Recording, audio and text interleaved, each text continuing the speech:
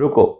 अगर तुम नीट 2026 का रीनीट वाला एग्जाम दे रहे हो जो कि 21 जून को है, तो ये जो मैं आप बातें आपसे कहने जा रहा हूं ना अगले कुछ मिनट, वो आपके लिए सबसे जरूरी मिनट हो सकते हैं।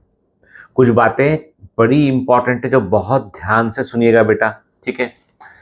I am doctor Geetendra. मैं एक डॉक्टर हूँ, सीएमसी बेल्लोर से ट्रेंड हूँ और पिछले 25-26 सालों से जो है नीट के बच्चों को मैं गाइड भी करता आ रहा हूँ बेटा। ठीक है ना। आज मैं आपको वो नहीं बताऊंगा जो आप सुनना चाहते हो, बल्कि वो मैं आपको बताऊंगा जो सुनना जरूरी है। ठीक है। जो सुनना जरूरी है वो मैं आपको बताऊंगा। आपके मन की बात नहीं कहूंगा, लेकिन आपके लिए जो बेहतर होगा वो बात मैं आपसे कहूंगा। ठीक है। तो इस वीडियो को ये मत समझना कि ये केवल प्योर एक मोटिवेशनल वीडियो है। तो मतलब आप यदि सिर्फ मोटिवेशन के लिए यहाँ पर आए हो तो आप गलत जगह पर आ पाए हो। ठीक है ना।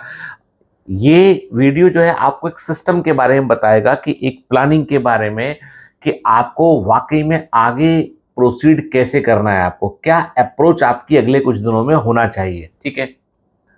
तो यदि आप रेडी हो तो चलो हम आगे बढ़ते हैं इसमें हम। ठीक है। देखो, सबसे पहले तो हम एक सच बोलते हैं। वो सच ये है कि एक बिल्कुल ऑनेस्ट बात, कि तुम में से कुछ स्टूडेंट अभी भी पैनिक में हैं। ठीक है।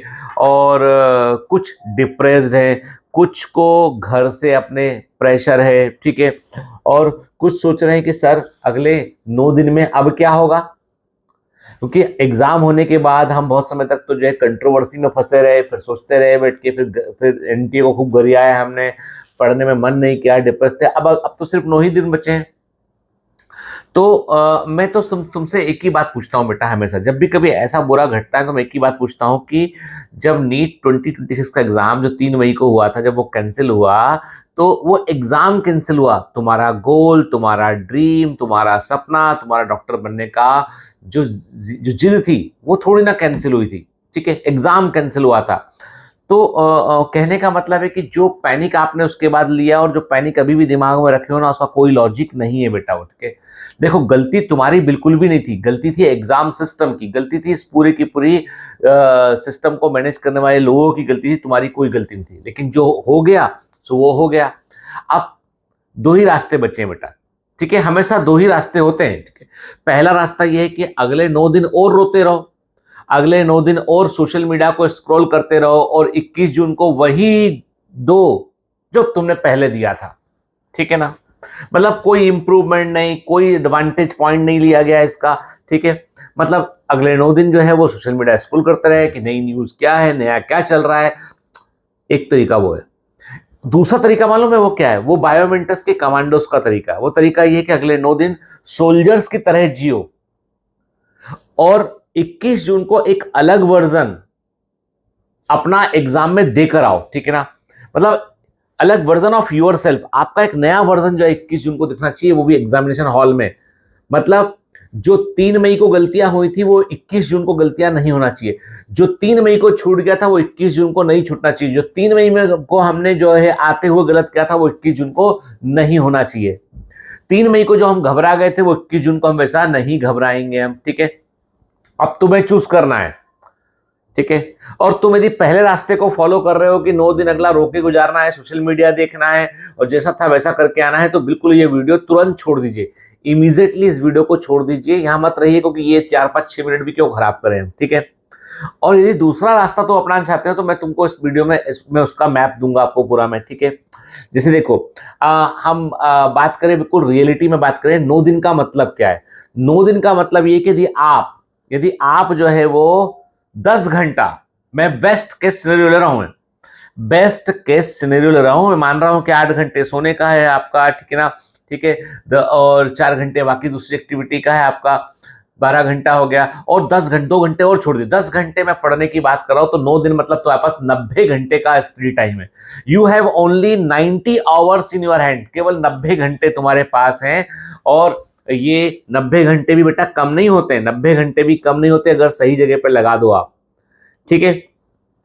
लेकिन अगर इन 90 घंटे में, इन 90 आवर्स में यदि तुमने जो है नया टॉपिक पढ़ा, क्या नया टॉपिक पढ़ा तुमने, यूट्यूब पर रैंडम वीडियोस देखे तुमने, रील्स देखे तुमने, शॉर्ट्स देखे तुमने, और तुमने रैंडम रैंडम वीडियो जो है ढूंढते फिर रहे हो, व्हाट्सएप पे दोस्तों से डिस्कस कर रहे हो, घंटों घंटों फोन पर बात कर रहे हो, ठीक है, अपनी समस्या सामने वाला का ये चेक कर रहे हो कि दूसरा भी पढ़ रहा है कि नहीं पढ़ रहा है, वो भी चेक करा, तो तुम यदि ऐसे टाइम बर्बाद कर रहे हो तो ये 90 घंटे तुम्हारे लिए शून्य है, इसका कोई मतलब नहीं, ये बेटा इसका कोई भी मतलब नहीं है।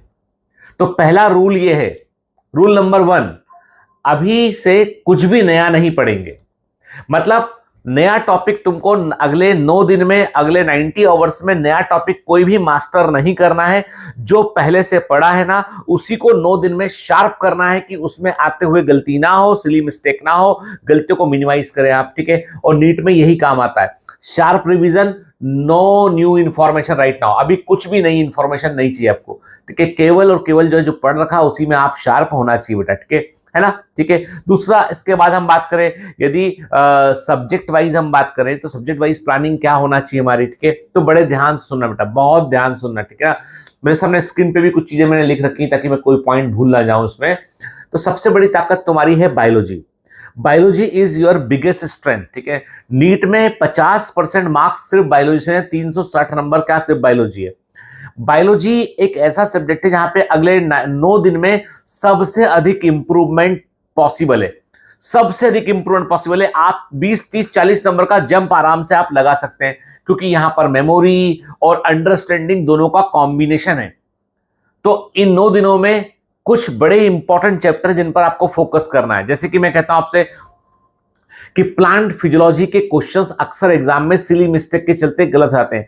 प्लांट फिजियोलॉजी के क्वेश्चन अक्सर एग्जामिनेशन हॉल में जो है हमको कंफ्यूज करते हैं, नहीं बनते हैं। तो फोटोसिंथेसिस हो गया, रेस्पिरेशन इन प्लांट्स हो गया, प्लांट ग्रोथ एंड डेवलपमेंट हो गया, इन चैप्टर के सारे इंपॉर्टेंट पॉइंट एक बार ध्यान से देख लीजिए। इसके बाद नंबर 2 पे आता है कि जो चैप्टर है आपके जो है molecular basis of inheritance, biomolecules हो गया, principle of inheritance and variation हो गया, इवोल्यूशन हो गया, यहां से 12 से 15 क्वेश्चन आते ही आते हैं। तो ये पोर्शन ऐसे हैं जहां पे थोड़े कॉम्प्लिकेटेड क्वेश्चन भी आते हैं, तो इनको एक बार ध्यान से हमको रिवाइज करना है। और ये दिमाग में रखना है कि नीट 2026 का जो पहले पेपर हुआ था उसमें जो सिली मिस्टेक तुमने की थी वो इस बार नहीं होना चाहिए, ठीक है। इसके बाद बायोलॉजिकल क्लासिफिकेशन, प्लांट किंगडम और morphology of flowering plant.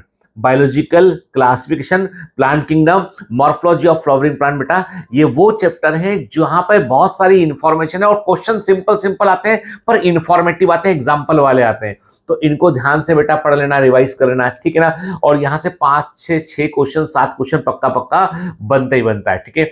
Zoology वाले हिस्से में यदि हम बात करें तो ह्यूमन फिजियोलॉजी अकेला जो है वो 15 क्वेश्चन कम से कम जो है वो कवर करता है, ठीक है। रेस्पिरेशन, रेस्पिरेटरी सिस्टम हो गया, सर्कुलेटरी सिस्टम हो गया, आपका एक्सक्रीटरी सिस्टम हो गया, मूवमेंट, लोकोमोशन मूवमेंट हो गया, एंडोक्राइन सिस्टम हो गया, नर्वस सिस्टम हो गया है। ये सब आपको इंपॉर्टेंट पॉइंट आपको रिवाइज करने हैं, ठीक है। 11th वाला पोर्शन मैंने एक बार रिकॉल भी करवाया हुआ आप लोगों को, उठ के। इसके बाद 12th वाले पोर्शन में जो सबसे इंपॉर्टेंट हिस्सा है वो है ह्यूमन रिप्रोडक्शन और रिप्रोडक्टिव हेल्थ। वहां से डायरेक्ट क्वेश्चन आते हैं, 4 या 5 क्वेश्चन वहां से आते ही आते हैं, ठीक है।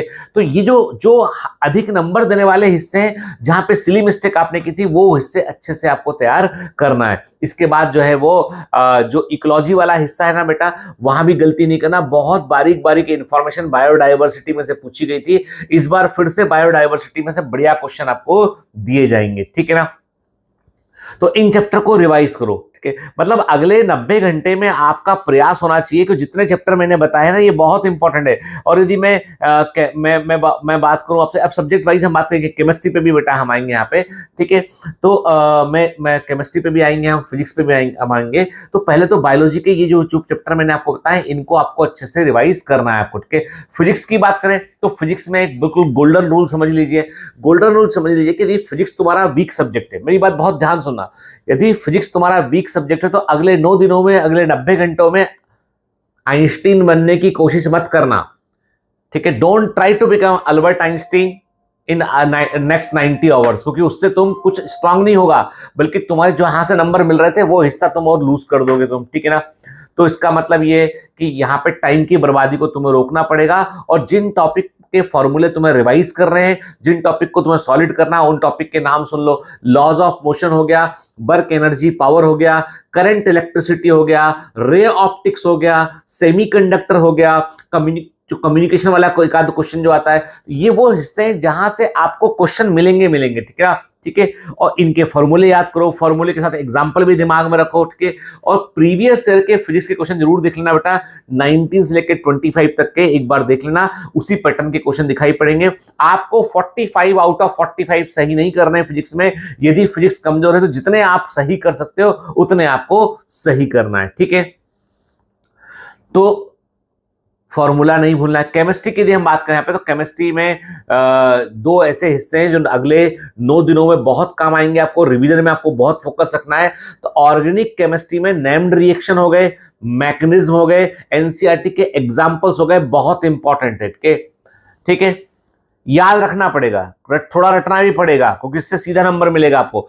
फिजिकल केमिस्ट्री में मोल कॉन्सेप्ट हो गया, इक्विलिब्रियम, इलेक्ट्रोकेमिस्ट्री फॉर्मूला बेस्ड है, प्रैक्टिस करो। हर फॉर्मूले पे एक क्वेश्चन कम से कम, 2 क्वेश्चन कम से कम देख लो अगले 9 डेज में, ठीक है। इनऑर्गेनिक केमिस्ट्री सीधा सीधा एनसीईआरटी आता है, टोटल रट्टाफिकेशन है, कुछ नहीं है, क्या P block, D block, F block जो भी है, ठीक है। तो एनसीईआरटी के फैक्ट को देख लो एक बार सीरियसली, टोटल एनसीईआरटी आता है यहाँ पे, ठीक है। तो केमिस्ट्री में एनसीईआरटी जो है वो बड़ी इंपॉर्टेंट बुक है बेटा, ठीक है। बिल्कुल बायोलॉजी के अंदर भी इंपॉर्टेंट है वो, तो कुछ भी इसमें से मिस नहीं होना चाहिए। केमिस्ट्री में आप आराम से बेटा अच्छा कर सकते हैं, ठीक है। बिल्कुल मत घबराना, ये मत सोचना कि 26 का जो रीनीट का पेपर है बहुत कठिन आएगा, पता नहीं क्या आएगा, अरे आएगा सिलेबस में से ही, घबराना मत बिल्कुल, ठीक है। अब अगले 9 दिन तुम्हारा शेड्यूल क्या होना चाहिए, what should be the ideal schedule. तो मैं एक टेंटेटिव तुमको बताता हूँ रोज का शेड्यूल क्या होना चाहिए तुम्हारा। सिंपल रखो, सुबह 6 बजे, मान लीजिए सुबह 6 बजे उठे, एक आप अपने अकॉर्डिंग कस्टमाइज कर लेना। सुबह 6 बजे उठे, उठने के बाद ब्रश वश किया, फ्रेश किया, उसके बाद अगले आधे घंटे, उठने के बाद कम से कम 3 घंटा, सुबह सोकर उठने के बाद 3 घंटा फोन इस्तेमाल नहीं करना है। पिंकी प्रॉमिस करो, फोन का ना व्हाट्सएप देखना है, ना इंस्टाग्राम देखना है, ना यूट्यूब देखना है, ना फेसबुक देखना है, ना स्नैपचैट और क्या क्या होता है ना, ये टिंडर विंडर तो यूज करते नहीं होंगे, कोई नहीं करता है अपन तो, हम पढ़ाने वाले, तुम पढ़ने वाले, ठीक है ना, वो पता नहीं कौन लोग हैं, छोड़ो। तो मतलब अगर सुबह सोकर उठने के बाद 3 घंटे तक कुछ भी नहीं देखना है फोन में। उठे, फ्रेश हुए, आधे घंटे का समय, चाय पिया, सब कुछ, उसके बाद अगले आधे घंटे सिर्फ रिवीजन करना है कि कल क्या किया था ना, पिछले दिन मैंने क्या किया था उसका रिवीजन करना है। फिर उसके बाद में 7 बजे से लेके 10 बजे तक जो है, 7 से लेके सुबह 10 तक जो है वो 3 घंटे बगैर डिस्टर्बेंस के सिर्फ और सिर्फ बायोलॉजी पढ़नी है, सिर्फ और सिर्फ बायोलॉजी पढ़नी है 7 to 10 AM बगैर किसी डिस्टर्बेंस के। एनसीईआरटी पढ़नी है, पुराना पीवाईक्यू देखना है, की नोट्स देखना है जो बायोमेंटस के नोट्स को रिवाइज करना है, तुम्हारे अपने नोट्स को रिवाइज करना है, ठीक है। उसके बाद 10 से 10:30 के बीच में तुमने ब्रेकफास्ट किया, कुछ खाया थोड़ा तुमने, ठीक है, ठीक है। खाने का मतलब ये नहीं कि गले तक भर लिया कि नींद आ गई, इसके अंदर इतना खाया कि भाई एनर्जी रहे बॉडी में, ठीक है, स्वस्थ रहे आप। फिर आप 10:30 से पढ़ने बैठे, आप 10:30 से लेकर जो है आपको तकरीबन 1 बजे तक, 10:30 से लेकर 1 बजे तक 2.5 घंटा आपको जो है वो 2.5 घंटा आपको केमिस्ट्री पढ़नी है, प्योरली केमिस्ट्री पढ़नी है, ठीक है। कुछ कोई डिस्टर्बेंस, ये लिख लो, ये सीक्वेंस ही फॉलो करना है। तो आपको केमिस्ट्री पढ़नी है, के ऑर्गेनिक, इनऑर्गेनिक, फिजिकल, ठीक है ना। और इस 2.5 घंटे में को बांटना कैसे, इस 2.5 घंटे को बांटना यह है कि आपका पहला 1 घंटा ऑर्गेनिक केमिस्ट्री का है, अगला 1 घंटा आपका जो है वो फिजिकल केमिस्ट्री का है, उसके बाद का आधा घंटा आपका इनऑर्गेनिक केमिस्ट्री का है, ऐसे बांटना है इसको, ठीक है। इसके बाद कितना बज गया, आप 10:30 से बैठे आप, ठीक है, 10:30, 11:30, 12:30, 1 बज गया, 1 से 1:30 बजे के बीच में लंच कर लो अपना, थोड़ा सा जो खाना है, लंच लाइट कीजिएगा, बहुत हैवी लंच मत कीजिएगा, ठीक है। लंच करने कीजिए और तकरीबन लंच करने के बाद आधा घंटा रेस्ट कीजिए, पावर नहीं बदल, मतलब सोए तो ऐसा नहीं कि सोते रहेगा रात भर के। आपने लंच किया, 1 से 1:30 लंच किया, 1:30 से लेकर 2 बजे तक आपका पावर नैप का टाइम है, आराम करो सुस्ता करके। फिर 2 बजे बढ़िया सी चाय या कॉफी पी के, black coffee, black T, normal चाय, नॉर्मल कॉफी पी कर जो है वो 2 बजे से पढ़ने बैठे। और 2 बजे से लेकर आपको 5 बजे तक, अब जो है 2 बजे से लेकर 5 बजे तक आपको क्या करना है, फिजिक्स पढ़ना है आपको। 2 से लेके 5 बजे तक फिजिक्स पढ़ना है। फिजिक्स में एक सिंपल सा रूल है, हर चैप्टर के जो इंपॉर्टेंट चैप्टर है उनके फॉर्मूले और फॉर्मूले जुड़े हुए 2 क्वेश्चन, फॉर्मूला उससे जुड़े 2 क्वेश्चन के वो देखना है, PYQ साथ में देखते हुए चलना है। ठीक है, 5 से 5:30 के बीच में एक टी ब्रेक लीजिए, एक चाय पी लीजिए, 2 बिस्किट लीजिए के 5 से 5:30 के बीच आपने टी ब्रेक लिया, फिर 5:30 बजे मुंह धोकर, ठीक है ना, स्प्रे मारकर फिर बाहर नहीं जाना है। किसको बुला लिए कि बाहर नहीं जाना है, ठीक है, घर में ही रहना 5:30, और 5:30 बजे से लेकर जो है वो आपको तकरीबन जो है वो 7:30 बजे तक आपको जो है क्या करना है, सिर्फ एक काम करना है, MCQs लगाने। ठीक है, 5:30 से 7:30 MCQ लगाने। हो सके तो मॉक टेस्ट लगाइएगा, हो सके तो मॉक टेस्ट लगाइएगा, एनालाइज कीजिएगा उसको। 5:30 से लगा रहे हैं 8:30 तक लगा लीजिए, 3 घंटे का मॉक टेस्ट लगा रहे हैं, 5:30 8:30 तक मॉक टेस्ट लगाइए, ठीक है ना। उसके बाद फिर जो है जब 8:30 पेपर पूरा हो जाए, डिनर कीजिए, ठीक है। 9 से 10 के बीच में देखिए मॉक टेस्ट में क्या गलती की तुमने, उनको एक बार एनालाइज करके 10 बजे बिस्तर पर आके सो जाइए। जब सोगे ना तो 10:30 तक नींद आएगी, ठीक है। दिमाग में सपने आएंगे कि एग्जामिनेशन हॉल में जा रहे हैं, रोल नंबर भूल गए, रोल नंबर कुछ और लिखा है, किसी और दिन पहुंच गए, कुछ भी सपना आएगा। और ऐसा सपना जब आएगा ना, समझ लेना एग्जाम निकलने वाला है। दिमाग जो है उसको पूरा भर दिया तुमने, उसको लोड कर दिया है, और दिमाग अभी जो है वो अपना असर दिखाएगा एग्जामिनेशन हॉल में जाकर के। ये रूटीन फॉलो कर के 9 दिन, बस 9 दिन नीट इन, ठीक है।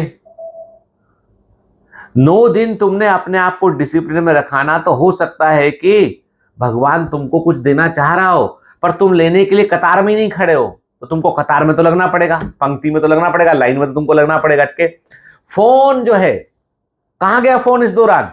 गायब।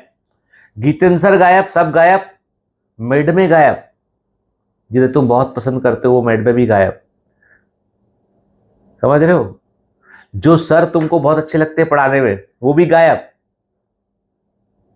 जो टीचर चुभते से है, कड़वी बात बोलते हैं, कठोर बात बोलते हैं मेरे जैसे, वो भी गायब।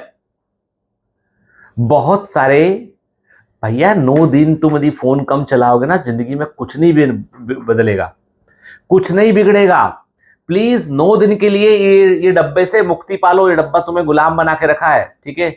9 दिन तुमको फोन से दूर रहना है, पूरी जिंदगी पड़ी है फोन चलाने के लिए, ठीक है ना, ठीक। और एक आखिरी बात, बहुत जरूरी बात है, तुम्हारा सबसे बड़ा दुश्मन सब्जेक्ट नहीं है, टाइम भी नहीं है।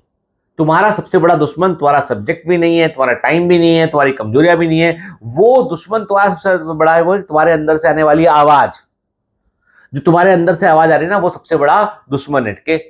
जो कहती है क्या फर्क पड़ेगा, क्या ही फर्क पड़ेगा, मुझसे नहीं होगा, इतने कम दिनों में क्या होगा, ये तो फालतू बातें कर रहे हैं, ये तो ऐसी मोटिवेशन दे रहे हैं, इनको तो काम ये है, इनको अपना कोर्स बेचना है, ये करना है, वो करना है, ठीक है ना, इतने दिनों में कुछ हो नहीं पाएगा।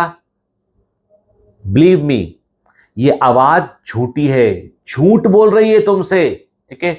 मैंने ऐसे स्टूडेंट देखे जिन्होंने लास्ट के 10 दिनों में धमाकेदार रैंक इंप्रूव किए, लास्ट के 9-10 दिनों में उन्होंने धमाकेदार रैंक इंप्रूव किए। वो यदि अगले लास्ट के 10 दिनों में वो परफॉर्म नहीं करते ना, तो शायद 100 नंबर कम आते, 100 नंबर का जंप ले लेते हैं कई लोग, ठीक है ना। मैंने वो स्टूडेंट देखे जिन्होंने लास्ट क्लास में ऐसा भयंकर पढ़ाया कि सबको चौंकाया, और मैंने वो भी देखे साल भर तो हीरो बने रहे, लेकिन लास्ट के 10 दिनों में जीरो बन गए, ठीक है, वो भी देखे मैंने। तो मैं इतना जानता हूं कि जो भी बच्चे एग्जाम निकालते हैं ना, वो तुमसे ज्यादा टैलेंटेड नहीं होते वोट के, बस वो एक काम करते हैं कि वो उस आवाज को इग्नोर करते हैं जो अंदर से कहती है कि नहीं हो पाएगा, नहीं हो सकता है। वो सिर्फ कर्म करते हैं, पढ़ते हैं उठ के, और वो तुम भी कर सकते हो उठ के, तुम भी कर सकते, तुम में कुछ कम नहीं है बेटा, तुम भी कर सकते हो उठ के। तो ये था अगले 9 दिन का मैप। अब ये बोलना कि इंपॉर्टेंट क्वेश्चन मार्क करवा दो, ये कर दो, वो कर दो, आप आ जाओ, मैं कह रहा हूं अगले 9 दिन तुमको फोन से दूर रहना है। मैं कह रहा हूं अगले 9 दिन तुमको फोन को एक जगह रख देना है तुमको, ठीक है ना। अगले 9 दिन तुमको जो है सिर्फ और सिर्फ जो है वो अपनी किताबों पर ही रहना है। क्या तुम ऑक्सीजन थोड़ी ना है यार, ये फोन रख दो, दिन में बस आधा घंटा, कभी 15, क्योंकि इसमें आधा घंटा नहीं होता, इसमें जब मैं खुद भी कई बार ना इतनी सलाह देता हूँ, खुद भी रील देखता ना, 1 रील 2 रील 3 रील 4 रील, घंटा भर निकल जाता। बैठे बैठे सोफे पे की जगह आधा घंटा का मैं तो बच्चों को सबको सब समझा, फिर मैंने नियम बनाया, घर जाके फोन को एक तरफ रख दूंगा अभी, ठीक है, 2 घंटा फोन देखने नहीं है। खैर, तो मैं आपसे ये बात बोलूंगा बेटा कि आपको मैंने सब्जेक्ट वाइज प्लानिंग दिया, मैंने डेली शेड्यूल आपको बताया, मैंने एक ऑनेस्ट सच भी बताया कि अंदर की आवाज को भी मत सुनो कुछ दिन तक के। तो हम इतना बेटा देखो, मैं तो इतना ही जानता हूं कि बायोमेंटर्स में हम बच्चों को बच्चा नहीं, स्टूडेंट नहीं मानते, उनको हम कमांडो मानते हैं। कमांडो वो होता है जो कमांड को लेकर जो है फॉलो करता है, जो अपने कमांडर पर क्वेश्चन रेज नहीं करता है, उससे प्रति उत्तर की चाह, उससे वो कि मैंने कुछ पूछा तो उसके बदले एक और क्वेश्चन नहीं। कमांडर का आदेश का पालन करना ही कमांडो का धर्म होता है, और कमांडो जो है वो जानते हैं कि हमारा कमांडर हमको कभी संकट में नहीं फंसने देगा। तो मैं जो कह रहा हूं ना, वो अपने बच्चों के लिए बोल रहा हूं, तुम्हारे लिए कह रहा हूं, तुम्हारे सिलेक्शन के लिए कह रहा हूं, क्योंकि तुम्हारा सिलेक्शन होगा तो मेरा भी तो नाम होगा ना, ठीक है। तो बायोमेंटर्स में हम इसी तरह पढ़ाते हैं, कोई फॉल्स प्रॉमिस नहीं, कोई ग्लैमर नहीं, कोई दुअर्थी बातें नहीं, कोई भी शेरो शायरी नहीं, कोई भी मतलब मैं फालतू की बात नहीं करूंगा, कोई ग्लैमर नहीं है यहाँ पे, क्या सिर्फ रिजल्ट के लिए काम करते, ये वो सिस्टम है। और पिछले 25 सालों से बायोमेंटर्स में जब से मैं पढ़ा रहा हूं तब से वो यही है। बायोमेंटर्स को खुद को 10 साल होने आया है, 2017 से लेकर अपना 10 ईयर्स होने आया है। 10 साल से बायोमेंटर के पास में 16,000 से अधिक एमबीबीएस सिलेक्शन, एकदम जेन्युइन, एक भी बच्चा खरीदा हुआ नहीं है यहाँ पे, वो सब ऑथेंटिक है, पढ़ाने से आया है बेटा, ठीक है ना। तो तुम्हें अगर लगता है ना कि एक ऐसा प्लेटफॉर्म जो सब तुम्हारे साथ ऑनेस्ट रहे, तुमको सही डायरेक्शन देना, तो बायोमेंटर से। मैं तो चाहता हूं कि तुम नीट 2026 के रीनीट में बहुत बढ़िया करके आओ, एग्जाम में फोड़ कर आओ, लेकिन यदि किसी कारण से बेटा सिलेक्शन नहीं होता है ना, और तुम सच में अपने करियर के लिए सीरियस हो, तुम कमांडो बनना चाहते हो, तुम सच में अपने पथ पर रहना चाहते हो ना, तो बगैर किसी शक और शुबा के बायोमेंटर्स में आकर जुड़ जाना। हम साल भर मेहनत करेंगे, 20,000 क्वेश्चन से ऊपर क्वेश्चन लगाएंगे, डीपीएस सॉल्व करेंगे, एक एक कॉन्सेप्ट लेक्चर में क्लियर करेंगे, देखते हैं सिलेक्शन कैसे होता है। ये चैलेंज है, मतलब हम ये चैलेंज है के। मैं आपसे एक ही बात कहूंगा बेटा कि ये तुम्हारा ये वीडियो आखिरी वीडियो है यूट्यूब पे, अगले 9 दिनों के लिए this is your last video. Phone बंद, एनसीईआरटी ऑन, ठीक है। अगले 9 दिन कोई मुझे दिखना नहीं चाहिए यूट्यूब पे, ठीक है।